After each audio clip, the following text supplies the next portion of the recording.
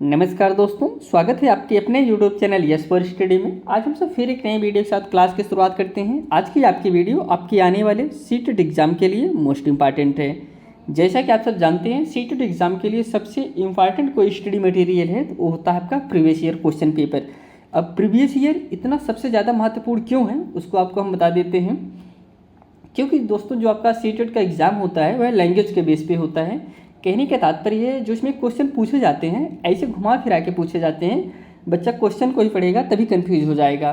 तो हमको क्वेश्चन को सिर्फ रटना नहीं है कि हम क्वेश्चन को रट लें और क्वेश्चन को हम सीटेट में बहुत अच्छा स्कोर ला जाएंगे, नहीं। आपके क्वेश्चन को, लैंग्वेज को समझना होगा, क्वेश्चन किस प्रकार से घुमा फिरा के पूछा जा रहा है।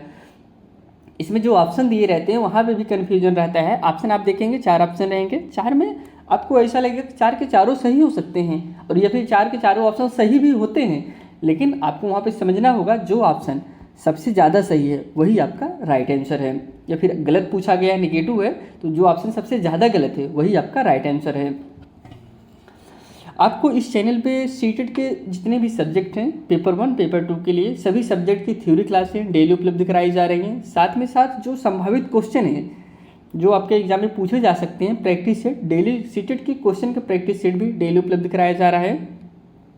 और साथ में साथ 2011 से लेके 2024 तक जो सबसे महत्वपूर्ण है, 2024 तक, जनवरी 2024 तक जितने भी आपके सीटेट के एग्जाम हुए हैं सभी previous year question paper daily हम सब सॉल्व करा रहे हैं। आप इस प्लेलिस्ट में देख सकते हैं, सभी वीडियो उपलब्ध है। आपको इस प्लेलिस्ट में दोस्तों 100+ वीडियो मिल जाएंगे जो कि सिर्फ प्रीवियस ईयर क्वेश्चन पेपर ही हैं। आपको जिस भी सन का प्रीवियस ईयर क्वेश्चन पेपर देखना हो, आपको डिस्क्रिप्शन बॉक्स में लिंक मिल जाएगा, वहाँ से जाके आप उस सन का प्रीवियस ईयर क्वेश्चन पेपर देख सकते हैं। आज जो पेपर हम सब सॉल्व करेंगे वह पेपर आपका जो 20 अगस्त का जो आपका सीटेट का एग्ज़ाम हुआ था उसी दिन ये पेपर पूछा गया था। 20 अगस्त 2023 में जो आपका सीटेट का एग्ज़ाम हुआ था इसी दिन ये पेपर पूछा गया था। इसी पेपर को हम सब सॉल्व करेंगे। सबसे पहले हम सब पेपर 1 के जितने सब्जेक्ट हैं उसको सॉल्व करेंगे, फिर पेपर 2 के जितने सब्जेक्ट हैं सब उनको सॉल्व करेंगे। आज हम सब CDP के जो 30 क्वेश्चन हैं इसी को हम सब कवर करेंगे। अगर आप इस चैनल पर नहीं तो चैनल को जरूर सब्सक्राइब करिए दोस्तों, और अपने दोस्तों के साथ भी शेयर करिए। आपके एग्जाम के पॉइंट ऑफ व्यू से बहुत ही महत्वपूर्ण चैनल है जहाँ पे आपको सीटेट की complete study material, complete subject की क्लासें उपलब्ध कराई जाएंगी। आइए चलिए हम सब आगे बढ़ते हैं और क्लास की शुरुआत करते हैं। यहाँ से CDP के क्वेश्चन शुरू होते हैं। CDP में टोटल दोस्तों 30 क्वेश्चन पूछे जाते हैं। 15 क्वेश्चन आप कहते हैं पेडागोजी से और 15 क्वेश्चन पूछे जाते हैं बाल विकास से। तो हम सब क्वेश्चन की शुरुआत करते हैं। पहला जो क्वेश्चन पूछा गया है, डिस्ग्राफिया की बात किया गया है। डिस्ग्राफिया क्या है? सबसे पहले आपको हम डिस्ग्राफिया के बारे में बता देते हैं। डिस्ग्राफिया कोई बीमारी नहीं है, ये एक प्रकार से विकार होता है। ये बीमारी नहीं है, यह विकार है जो बच्चों में कुछ समय तक होता है, बाकी वह सही भी हो जाता है। ऐसा नहीं कि जिसको डिस्ग्राफिया हो गया वह समस्याएं दूर नहीं होगी, वह समस्याएं दूर हो जाती हैं कुछ समय आने के बाद। तो आप जानते रहिए ये एक प्रकार से विकार है। अब इसके बारे में समझते हैं। जो ऑप्शन दिए गए हैं, पहला है एक भाषण विकार है जिसकी विशेषता हकलाना और उच्चारण में त्रुटियां कहना है। सेकंड है एक गतियुक्त विकार है जिसकी विशेषता स्थूल पेशी बाधिता है। थर्ड है एक तंत्रिकीय विकार है जिसकी विशेषता अक्षरों और आकारों को बनाने में कठिनाई है। या फिर लास्ट है एक मनोवैज्ञानिक विकार है जिसकी विशेषता ध्यान का अभाव और अविवेकशील व्यवहार है। तो इसमें राइट आंसर हो जाएगा ऑप्शन 3 सही है दोस्तों। जो डिस्ग्राफिया होता है, डिस्ग्राफिया एक तंत्रिकीय विकार है जिसकी विशेषता अक्षरों और आकारों को बनाने में कठिनाई से है। तो ऑप्शन 3 इज करेक्ट आंसर। इसमें दोस्तों हम अक्षरों को नहीं बना पाते हैं, आकार के बनाने में कठिनाई होती है। जैसे कोई अक्षर है उसकी आकार बनाने, जैसे क्या लिखना है, हम सही से नहीं बना पाएंगे। ऐसी समस्याएं जो होती हैं उसे डिस्ग्राफिया के अंतर्गत कहा जाता है। अगले क्वेश्चन में बढ़ते हैं।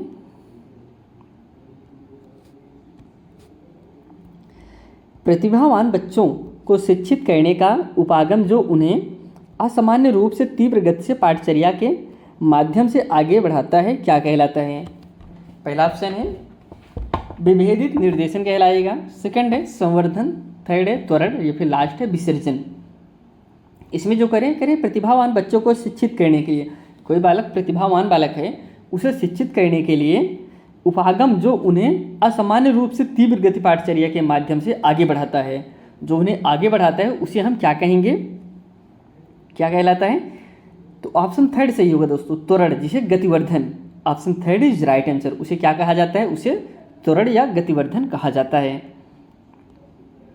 अगला जो क्वेश्चन है,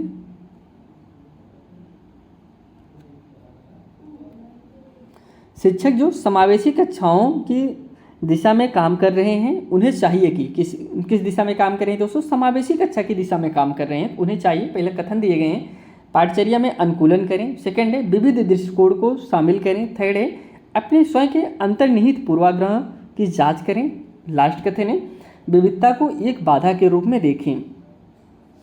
ऑप्शन जो इसमें दिए गए हैं, पहला ऑप्शन है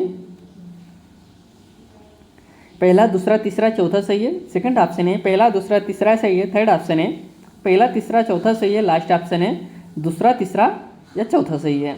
अब देखिए इस प्रकार से जब आपके पास क्वेश्चन मिल जाए जहाँ पे 4 ऑप्शन हो, 4 में से 2-3 सही हो सकते हैं, तो आप ऐसे क्वेश्चन को इस प्रकार सॉल्व करिए। पहले आप देखिए इसमें से कोई चीज़ आपको पता है, कोई भी ऑप्शन आपको लग रहा है जो कि हो सकता है फिर नहीं हो सकता है। इसमें एक चीज़ आप नोट करेंगे तो जो लास्ट ऑप्शन है विविधता को एक बाधा के रूप में देखना चाहिए।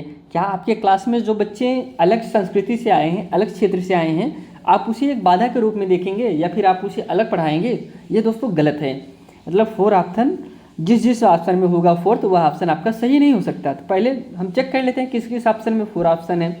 पहले में है ये नहीं हो सकता, सेकंड में नहीं है, थर्ड में भी, फोर्थ में है। देखिए आप कुछ सेकंडों में आंसर को समझ गए कि आंसर क्या हो सकता है, तो ऑप्शन इसमें सेकंड सही होगा। आपको समझने की जरूरत ही नहीं है क्योंकि 4th ऑप्शन आपका होगा नहीं, और 4th ऑप्शन किस में दिया गया? पहले, तीसरे, चौथे में दिया गया है। इस प्रकार से भी ऑप्शन आप समझने का प्रयास करिए, छांटने का प्रयास करेंगे तो तभी आप सही कर पाएंगे। पाठचर्या में अनुकूलन करें, सही है। विविध दृष्टिकोण को शामिल करें, यह भी सही है। अपने स्वयं के अंतर्निहित पूर्वाग्रह की जांच करें, यह भी सही है। जो सही नहीं है ऑप्शन 4th नहीं है, तो राइट आंसर इसमें सेकंड होगा। अगले क्वेश्चन पे बढ़ते हैं।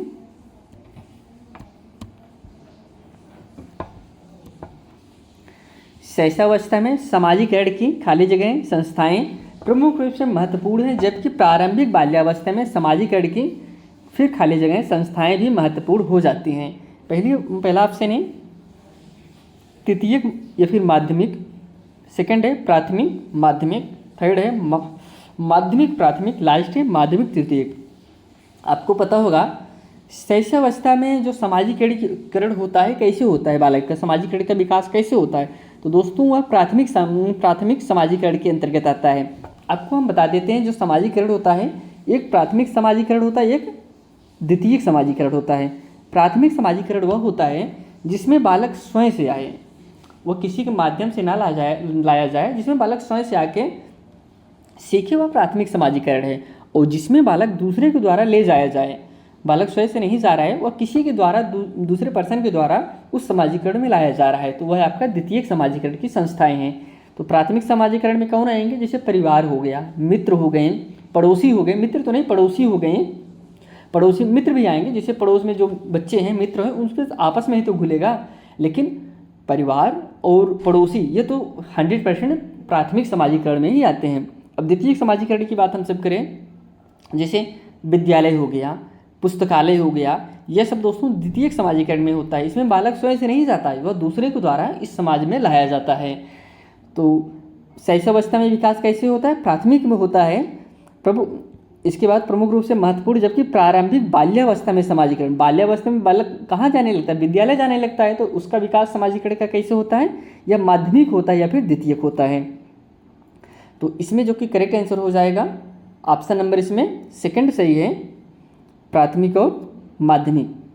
अगले क्वेश्चन पे चलते हैं।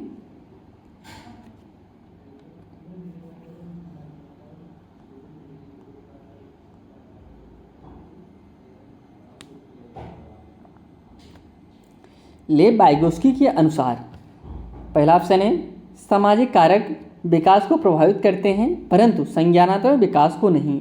सेकंड है संज्ञानात्मक विकास भाषा विकास को सुगम बनाता है। थर्ड है भाषा विकास और संज्ञानात्मक विकास एक दूसरे से स्वतंत्र रूप से विकसित होते हैं। लास्ट है भाषा विकास संज्ञानात्मक विकास को सुगम बनाता है। अब इसमें राइट आंसर जो हो जाएगा ऑप्शन नंबर 4 सही है। भाषा लेव वाइगोस्की के अनुसार बताने दोस्तों, इसमें उनका क्या मानना था? तो भाषा विकास संज्ञानात्मक विकास को सुगम बनाता है। ऐसा किसका मानना था? ऐसा लेव वाइगोस्की क्या मानना था? सब जितने भी मनोवैज्ञानिक थे सबका अलग अलग मत था, लेकिन ये जो लेव वाइगोस्की का मत था कि वो जो भाषा का विकास होता है वो संज्ञानात्मक विकास को सुगम बनाता है। तो ऑप्शन 4 इज करेक्ट आंसर।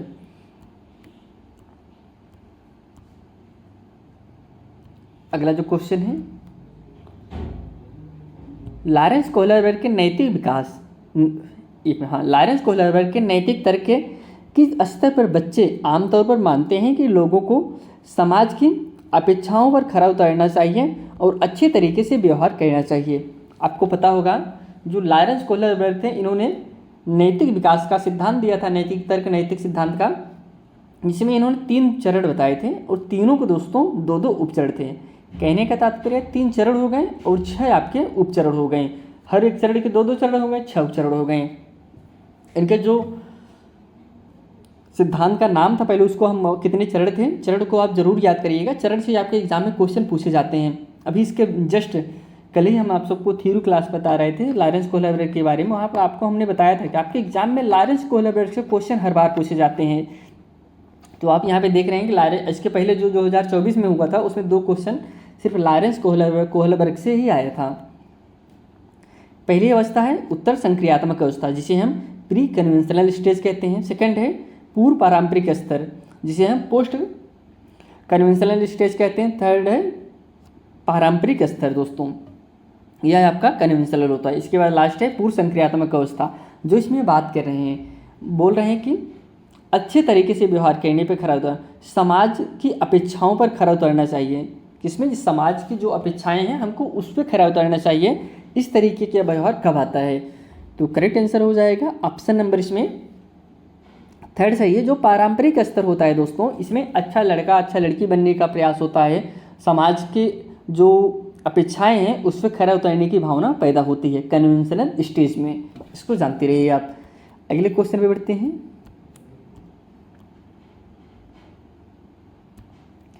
अगला क्वेश्चन कथन कारक से संबंधित है। निम्नलिखित कथनों को पढ़िए तथा सही विकल्प का चयन कीजिए। अभिकथन ए है, शिक्षकों और साथियों जैसे अधिक जानकार अन्य लोगों के साथ बातचीत शिक्षार्थियों को उनकी समझ और कौशल विकसित करने में मदद करने के लिए आवश्यक है, समर्थन और मार्गदर्शन प्रदान कर सकती है। अब कारण जो दिए गए हैं,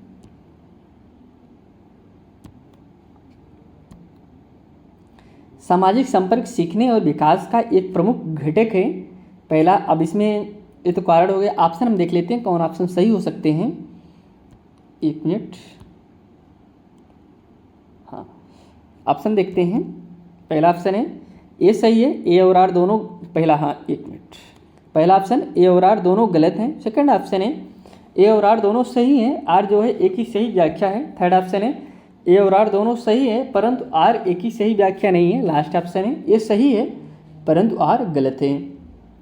अब इसमें जो करेक्ट आंसर हो जाएगा सेकंड ऑप्शन सही है, ए और आर दोनों सही हैं तथा आर जो है एक ही सही व्याख्या करता है। तो option second is right answer.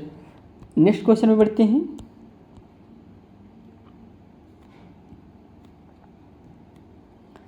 अधिगम के लिए आकलन का मुख्य लक्ष्य क्या है दोस्तों? आपको हम बता देते हैं, जिसे होता है अधिगम के लिए आकलन, अधिगम का आकलन या फिर अधिगम के रूप में आकलन।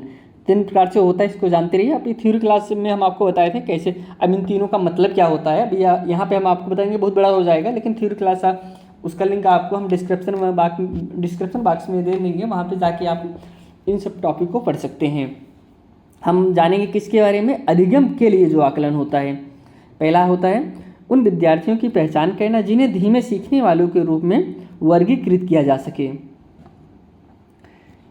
क्या अधिगम के लिए आकलन का मुख्य लक्ष्य यही है कि जो बच्चे नहीं सीख पा रहे हैं उसे हम अलग पढ़ा दें, अलग बैठा दें? ऐसा नहीं होता है।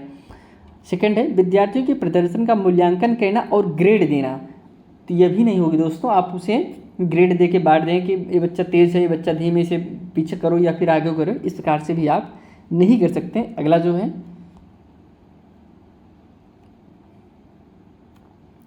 विद्यार्थियों को प्रतिपुष्टि प्रदान करना जिसका उपयोग उनके अधिगम में सुधार के लिए किया जा सकता है। अभी तो सही लग रहा है, लेकिन लास्ट ऑप्शन हम देख लेते हैं। विद्यार्थी के प्रदर्शन की तुलना एक मानक तय पैमाने से करना चाहिए, ऐसा नहीं करना चाहिए दोस्तों। आप विद्यार्थियों को एक फिक्स मेजरमेंट से नहीं नाप सकते हैं, आप उन्हें नहीं माप नहीं सकते, तो ये भी आपका गलत हो जाएगा। राइट आंसर हो जाएगा विद्यार्थियों को प्रतिपुष्टि प्रदान करना जिसका उपयोग उनके अधिगम में सुधार के लिए किया जा सकता है। Third is right answer. अगला क्वेश्चन है, किस आयु में बच्चे शब्दों के खेल में शामिल हो सकते हैं और ऐसे चुटकुलों और पहेलियों को पसंद कर सकते हैं जिनमें शब्दों का खेल शामिल हो? ऑप्शन है पहला 12 से, पहला सेकंड ऑप्शन है 1 वर्ष, थर्ड ऑप्शन है 3 वर्ष, लास्ट ऑप्शन है 7 वर्ष। इसमें जो पूछ रहे हैं, करें किस आयु में बच्चे शब्दों के खेल में शामिल हो सकते हैं और ऐसे चुटकुले और पहेलियों को पसंद कर सकते हैं जिनमें शब्दों का खेल शामिल है। तो किस वर्ष में ऐसी विशेषताएं बालक के अंदर देखने को मिलती है? तो राइट आंसर 7 वर्ष में, जो आपका किशोरावस्था शैशवावस्था के बाद जो अवस्थाएं आती हैं बाल्यावस्था, उसमें ऐसी अवस्थाएं देखने को मिलती हैं। Option 4 is correct answer. अगला क्वेश्चन है, अब देखिए यहाँ पे फिर लॉरेंस कोहलबर्ग से संबंधित क्वेश्चन पूछा गया। आप यहाँ पे देख रहे होंगे कि आपको हमने 2024 में भी 2 क्वेश्चन पूछे गए थे लॉरेंस कोहलबर्ग से, और 2023 में भी आपने देखा कि प्रीवियस ईयर क्वेश्चन में ही 2 क्वेश्चन मिल गए। अभी तक सिर्फ 10 क्वेश्चन में 2 क्वेश्चन कोहलबर्ग से ही मिल गए। तो कोहलबर्ग का आप ज़रूर दोस्तों अच्छे से पढ़िएगा। कोहलबर्ग का जो हम लिंक भी आपको डिस्क्रिप्शन बॉक्स में दे रहे हैं, सिर्फ कोहलबर्ग का ही। कोहलबर्ग की क्लास भी आप ज़रूर देखिए, उसमें हर एक टॉपिक को बताया गया है कि जो कैरल गिल्गन थी, अगर इन्होंने आलोचना किया था, क्यों किया था, किस लिए किया था, हर एक पॉइंट को इसमें कवर किया गया है थ्योरी क्लास में। हम लिंक डिस्क्रिप्शन बॉक्स में ज़रूर दे रहे हैं। समझते हैं, कैरल गिल्गन ने कोहलबर्ग के नैतिक विकास के सिद्धांत की आलोचना की। अब क्यों किया था, पहले हम आपको बता ही देते हैं क्यों किया था दोस्तों। क्योंकि जो कोहलबर्ग थे, इन्होंने अपना जो प्रयोग किया था सिर्फ पुरुष पे किया था, किसी महिला को शामिल नहीं किया था। इन्होंने सिर्फ मेल पे किया था, फीमेल पे नहीं किया था। इसलिए इन्हें जो कैरल गिल्गन थे, इनका मानना था कि जैसे एक पुरुष की सोचने की क्षमता और एक महिला के सोचने की क्षमता, दोनों में अंतर होता है। ऐसा नहीं कि दोनों लोग एक जैसे सोच सकते हैं। अगर कोहलबर्ग पुरुष के बजाय किसी महिला पे प्रयोग किए होते हैं तो उसका रिजल्ट अलग हो सकता था। जो हिंज की कहानी है, उसमें अगर इन्होंने प्रयोग पुरुषों के बजाय महिला पे किया होता तो उसका रिजल्ट दूसरा हो सकता था। इसीलिए इन्होंने इसका विरोध किया था और इसमें बताया था कि लिंग रूढ़वादिता है, इसमें महिलाओं को भी शामिल करना चाहिए था। पहला है सामाजिक संज्ञानात्मक दृष्टिकोण से, सेकंड है नारीवादी दृष्टिकोण से, थर्ड है आनुवांशिक कारकों को पर्याप्त महत्व न देने पर, या फिर लास्ट है केस अध्ययन को अनुसंधान पद्धति के रूप में उपयोग करने के लिए। तो राइट आंसर इसका हो जाएगा ऑप्शन नंबर सेकंड है दोस्तों, नारीवादी दृष्टिकोण से, जिसमें महिलाओं को नहीं शामिल किया गया है। तो ऑप्शन सेकंड सही है, नारीवादी दृष्टिकोण से। अगले क्वेश्चन पे चलते हैं। जिन पियाजे के अनुसार पूर्व संक्रियात्मक चिंतन की मुख्य विशेषताओं में से एक खाली जगह है जो किसी स्थिति के एक पहलू पर ध्यान केंद्रित करने और दूसरों की उपेक्षा करने की प्रवृत्ति को संदर्भित करता है। पहला ऑप्शन है कारण परिणाम का विश्लेषण, सेकंड है केंद्रीयन, थर्ड है विकेंद्रीयन, या फिर लास्ट है परागमन। किसके अनुसार बताना है आपको बताना है जिन पियाजे के अनुसार। आपको पता होगा जिन पियाजे ने 4 अवस्थाएं बताई थी। पहला था शारीरिक गामक अवस्था, दूसरा पूर्व संक्रियात्मक अवस्था। इस प्रकार से इन्होंने 4 अवस्थाएं बताई थी। 4 अवस्थाएं में जो सबसे महत्वपूर्ण है, तो आप जानते रहे जिन पियाजे का जो सिद्धांत था, इसमें जो राइट आंसर हो जाएगा ऑप्शन नंबर इसमें सेकंड सही है दोस्तों, केंद्रीयन। क्या भरा जाएगा, केंद्रीयन में जाएगा। आप इनकी जो अवस्थाएं हैं उसके बारे में आप जरूर जानते रहिए कि पहला जो अवस्था थी शैशवावस्था या फिर गामक अवस्था कहते हैं, तो आप जानते रहिए। फिर दूसरा था संक्रियात्मक अवस्था, तीसरा था मूर्त संक्रियात्मक अवस्था, जो बच्चा देखता है उसका चिंतन करता है। लास्ट है अमूर्त संक्रियात्मक अवस्था, जब बालक सूत्र बनाने लगे बिना देखे किसी चीज़ का, तो वह अमूर्त संक्रियात्मक अवस्थाएं होती हैं। आइए हम सब अगले क्वेश्चन में बढ़ते हैं।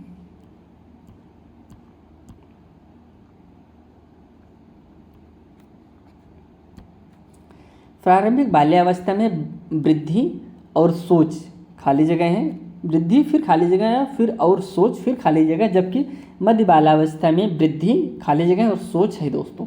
अब देखिए इसमें बाल्यावस्था की बात पूछा है, प्रारंभिक बाल्यावस्था मतलब शैशवावस्था, और उसके बाद पूछा गया है मध्य बाल्यावस्था में वृद्धि और सोच किस प्रकार से होती है। आप जानते होंगे जो प्रारंभिक अवस्था में वृद्धि होती है और उस अवस्था में जो सोच होती है, जो बच्चा पैदा होता है उसकी वृद्धि कैसे होती है, उसकी सोच कैसी होती है, इसको आपको बताना है। क्या धीमा होता है या फिर कुछ हद तक आत्म केंद्रित, स्थिर या तार्किक होता है। तो जो प्रारंभिक सेकंड ऑप्शन है स्थिर है, कुछ हद तक आत्म केंद्रित, धीमी, तार्किक। थर्ड है स्थिर है, तार्किक है, धीमी है, आत्म केंद्रित है। लास्ट है धीमी, तार्किक, स्थिर या धीमी, तार्किक, स्थिर, आत्म केंद्रित। तो राइट आंसर इसका सेकंड है दोस्तों। जो प्रारंभिक बाल्यावस्था में जो वृद्धि होती है दोस्तों वह स्थिर रहती है, ज़्यादा वृद्धि नहीं होती है, वह स्थिर रहती है।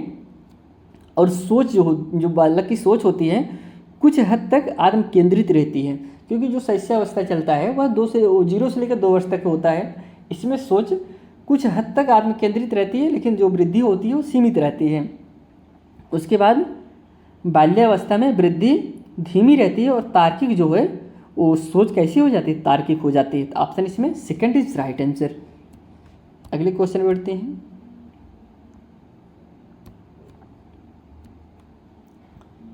निम्नलिखित में से कौन सा स्थूल गतिक कौशल है। कैसा कौशल है दोस्तों, स्थूल गतिक कौशल है।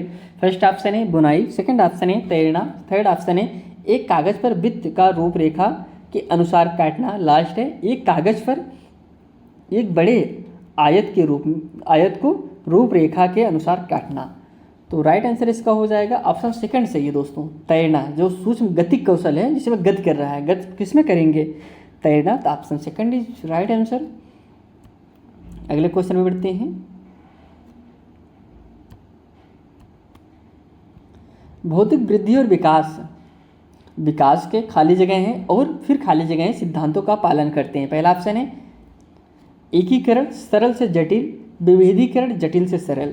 सेकंड ऑप्शन है शीर्षगामी अवरोही, समीपस्थ आंतरिक से बाहरी। थर्ड है समीपस्थ अवरोही, शीर्षगामी आंतरिक से बाहरी। लास्ट है विभेदीकरण सरल से जटिल, एकीकरण जटिल से सरल। इसमें राइट आंसर हो जाएगा ऑप्शन सेकंड सही है, शीर्षगामी अवरोही, समीपस्थ आंतरिक से बाहरी। Option second is right answer. अगले क्वेश्चन में बढ़ते हैं।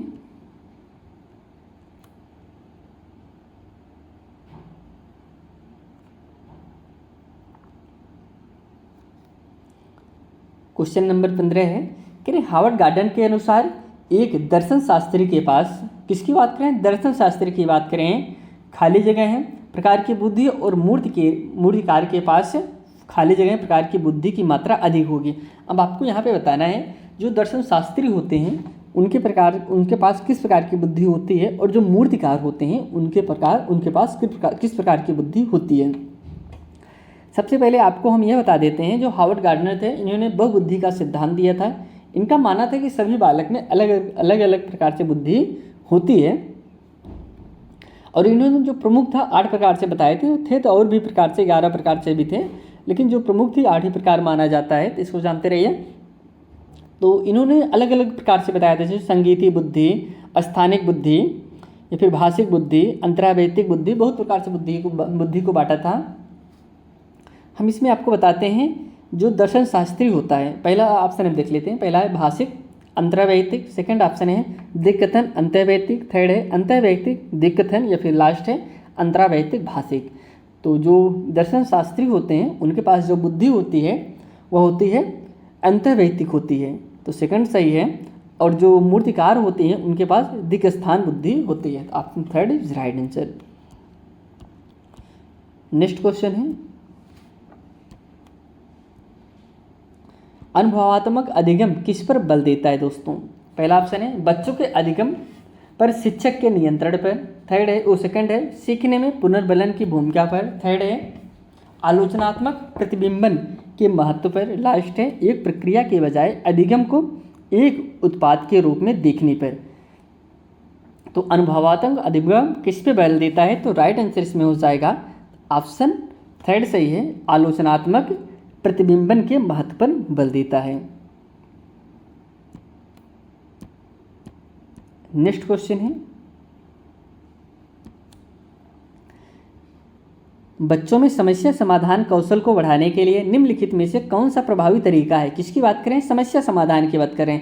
हमको बालक के अंतर्गत समस्या समाधान कौशल को बढ़ाना है, इसके लिए हमको क्या करना पड़ेगा। एक टीचर होने के नाते आप अपनी थिंकिंग का इस्तेमाल करिए कि आपको क्या करना पड़ेगा जिससे बालक समस्या समाधान तार्किक तर्क करने लगे, चिंतन करने लगे, इस प्रकार से विकास हो जाए। पहला ऑप्शन है स्वतंत्र चिंतन को हतोत्साहित करना और घोषणात्मक ज्ञान पर ध्यान केंद्रित करना। सेकंड ऑप्शन है कठिन समस्या से बचने के लिए उन्हें प्रोत्साहित करना। थर्ड ऑप्शन है उन्हें समस्याओं का तैयार समाधान उपलब्ध कराना। लास्ट है उन्हें बुद्धिमंथन करने के लिए सहज अनुमान लगाने का अवसर देना। तो करेक्ट आंसर इसमें फोर्थ ही हो जाएगा, उन्हें बुद्धिमंथन करने के लिए सहज अनुमान लगाने का अवसर देंगे तभी तो। अभी जब कोई चीज़ हम बालक से पूछ लें, बालक को बताने से पहले हम ही खुद बता दें तो वह आप सोचेगा नहीं सोचेगा, उसे आंसर तो मिल गया। लेकिन जब उसने अवसर हम देंगे, बच्चा तुम सोच के बताओ इसका जवाब क्या होगा, तब वह सोचेगा, चिंतन करेगा, तब वह उसका आंसर बताएगा। इसलिए ऑप्शन फोर्थ ही राइट आंसर, हमको बच्चों को अवसर देना चाहिए।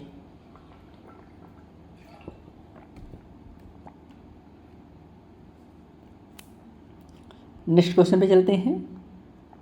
अगला क्वेश्चन कथन कारक से संबंधित है। कथन ए है शिक्षकों को सार्थक वातावरण बनाना चाहिए जिसमें सभी बच्चों की सक्रिय भागीदारी और संलग्नता हो। अब कारण आ रहे हैं, सभी बच्चे आंतरिक रूप से सीखने के लिए प्रेरित होते हैं और सीखने में सक्षम होते हैं। तो ऑप्शन इसमें देख लेते हैं।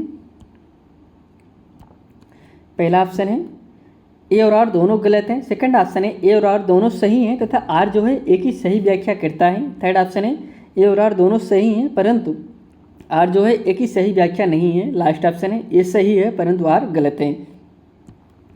इसमें जो कि करेक्ट आंसर हो जाएगा ऑप्शन नंबर इसमें 2 सही है। ए और आर दोनों सही हैं, आर जो है एक ही सही व्याख्या भी कर रहा है। Option second is right answer. Next question पे चलते हैं। निम्नलिखित में से कौन सी प्रक्रिया अधिगम के दौरान योगदान नहीं देती। दोस्तों ऐसी कौन सी प्रक्रिया है जो अधिगम के दौरान योगदान नहीं देती है। पहला ऑप्शन है संगठन, सेकंड ऑप्शन है वर्गीकरण, थर्ड ऑप्शन है वैचारिकता, लास्ट ऑप्शन है गैर प्रशासनिकीकरण। ऑप्शन इसमें फोर्थ सही है, जो गैर प्रशासनिकीकरण है यह जो है अधिगम के दौरान योगदान नहीं देती है। Fourth is correct answer.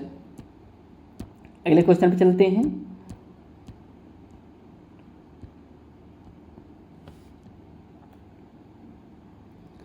निम्नलिखित में से कौन सा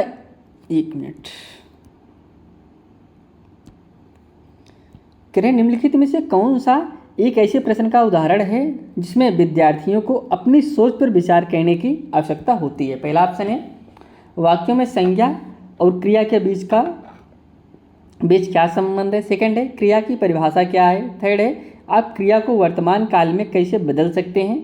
फोर्थ है कक्षा की शुरुआत से क्रियाओं के उपयोग के बारे में आपकी समझ कैसे बदलती है। करेक्ट आंसर इसमें फोर्थ हो जाएगा, कक्षा की शुरुआत से क्रियाओं के उपयोग के बारे में आपकी समझ कैसे बदलती है। तो फोर्थ इज करेक्ट आंसर। अगले क्वेश्चन पे चलते हैं।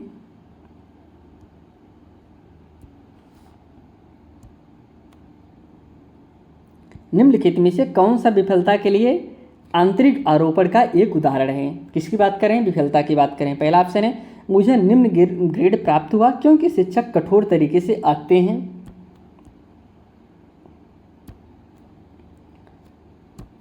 सेकंड है मैं परीक्षा में फेल हो गया क्योंकि मैंने पर्याप्त पढ़ाई नहीं की। थर्ड ऑप्शन है शिक्षक के पक्षपाती होने के कारण मुझे अच्छे अंक नहीं मिले। लास्ट है मैं परीक्षा में फेल हो गया क्योंकि मेरे दोस्त मेरा ध्यान भटका रहे थे। तो करेक्ट आंसर इसका सेकंड हो जाएगा, मैं परीक्षा में फेल हो गया क्योंकि मैंने पर्याप्त पढ़ाई नहीं की। Option second is right answer. इसमें आंतरिक की बात कर रहे हैं। निम्न में से कौन सा विफलता के लिए आंतरिक आरोपण का उदाहरण है। जैसे एक होता है बाह्य आरोपण, एक होता है आंतरिक आरोपण। आपको हम बता देते हैं, मैं परीक्षा में फेल होगा क्योंकि मैंने पर्याप्त पढ़ाई नहीं की थी। यह आंतरिक बात है दोस्तों। जैसे कोई बच्चा आपके घर में पढ़ने नहीं जा रहा है, छोटा बच्चा है, आपने कहा कि बेटा स्कूल जाओ, आज हम तुमको 5 रुपये देते हैं। बच्चा पैसा लेके विद्यालय गया, फिर कल नहीं जा रहा, फिर उसको आपने 5 रुपये दिया, फिर नहीं जा रहा, फिर उसको 5 रुपये दिया। इस प्रकार से आपने कर रहे हैं तो यह एक बाह्य आरोपण है।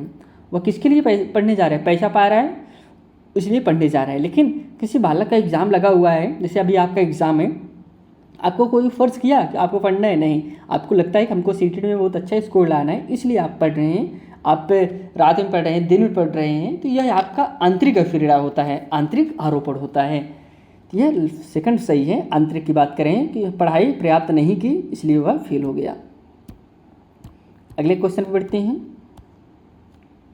अगला क्वेश्चन कथन कारक से संबंधित है। कथन ये है, बहुत कम उम्र में दुनिया भर में अधिकांश संस्कृतियों में लड़कियां गुड़ियों के खिलौने के रूप में चुनती हैं जबकि लड़के कारों के साथ खेलना पसंद करते हैं। कह रहे हैं कि एक लिंग की बात कर रहे हैं, जो जैसे लिंग रूढ़वादिता होती है कि बच्चे जो हैं खिलौने से खेल रहे हैं और लड़कियां जो हैं गुड़ियों से खेल रही हैं, लड़के कार से खेल रहे हैं। किसकी बात करें? लिंग की बात करें ना कि लिंग रूढ़वादिता की बात कर रही है। अब इसमें जो कारण है उसको भी समझते हैं।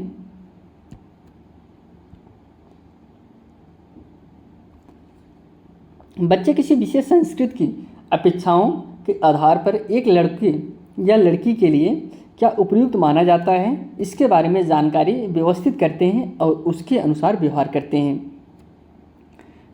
ऑप्शन देख लेते हैं कौन कौन से ऑप्शन हैं। पहला ऑप्शन है ए और आर दोनों गलत हैं। सेकंड ऑप्शन है ए और आर दोनों सही हैं, आर जो है एक ही सही व्याख्या है। थर्ड ऑप्शन है ए और आर दोनों सही हैं परंतु आर एक ही सही व्याख्या नहीं है। लास्ट है ए सही है परंतु आर गलत है। तो इसमें राइट आंसर हो जाएगा ऑप्शन नंबर सेकंड सही है। ए और आर दोनों सही है, आर जो है एक ही सही व्याख्या भी कर रहा है। नेक्स्ट क्वेश्चन पे चलते हैं।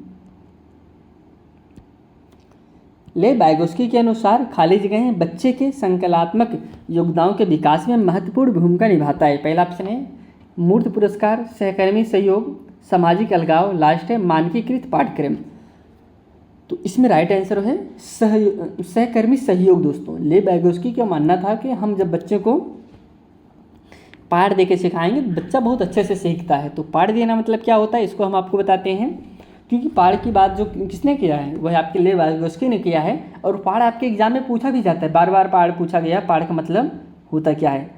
पाठ का मतलब होता है जैसे बच्चा कोई चीज़ लगा रहा है या फिर कोई चीज़ बताने का प्रयास कर रहा है। अब शुरुआत तो कर रहा है लेकिन बता नहीं पा रहा, थोड़ा सा फंस जा रहा है। आप उसे थोड़ा सा हिंट दे देंगे तो वो अपने आंसर की तरफ पहुंच जाएगा। तो यही होता है पाठ देना।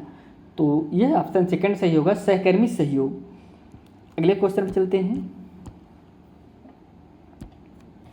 ले बैगोस्की के सिद्धांत के अनुसार आंतरिक वाक्य, पहला ऑप्शन है बच्चे के लिए एक काल्पनिक दोस्त के साथ संप्रेषण करने का एक तरीका है। सेकंड है संज्ञानात्मक अपरिपक्वता का प्रतीक है। थर्ड है विकासात्मक देरी का संकेत है। लास्ट है बच्चों के लिए अपनी सोच को नियंत्रित करने का एक तरीका है। तो क्या है दोस्तों? आंतरिक वाक्य। आंतरिक वाक्य होता है जो जिसे आपको हमने बताया ना आंतरिक प्रेरणा बाह्य प्रेरणा, वैसे होता है आंतरिक वाक्य होता है। तो यह इसमें फोर्थ सही होगा, बच्चों के लिए अपनी सोच को नियंत्रण करने का एक तरीका होता है। Option fourth is correct answer. Next question है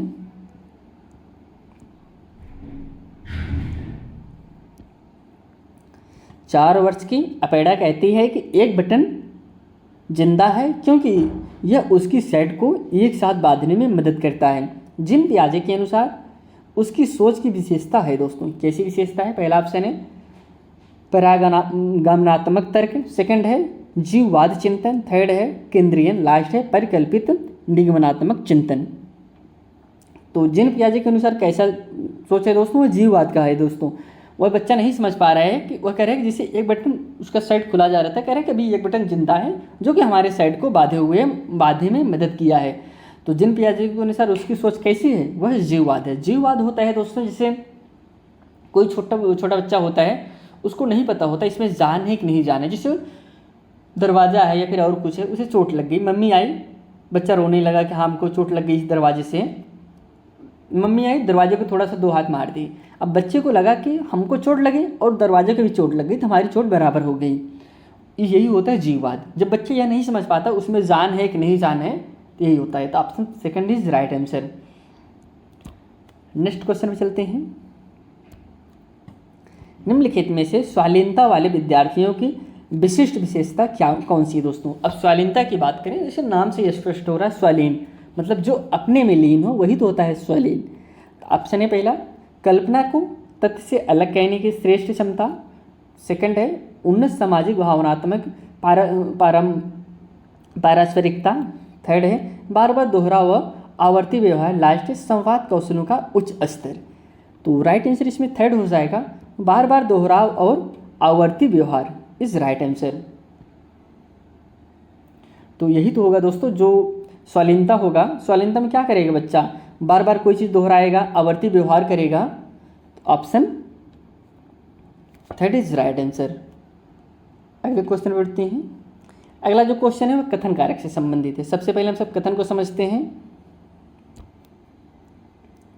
शिक्षार्थियों के बीच समालोचनात्मक चिंतन को सुगम बनाने के लिए शिक्षक को उन्हें विभिन्न परिस्थितियों और विभिन्न दृष्टिकोण से अवगत कराना चाहिए। अब कारण आ रहे हैं।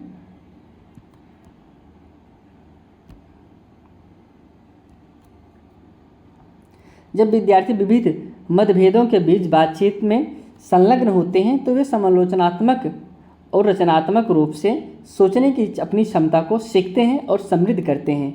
ऑप्शन इसमें अब जो दिए गए ऑप्शन हम देख लेते हैं कौन से ऑप्शन सही हो सकते हैं।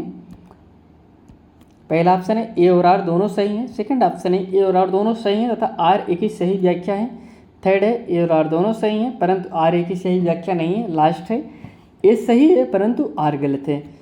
तो इसमें जो कि करेक्ट आंसर हो जाएगा ऑप्शन नंबर इसमें सेकंड सही है। ए और आर दोनों सही हैं परंतु आर जो है एक ही सही व्याख्या नहीं कर रहा है। नेक्स्ट क्वेश्चन पे चलते हैं।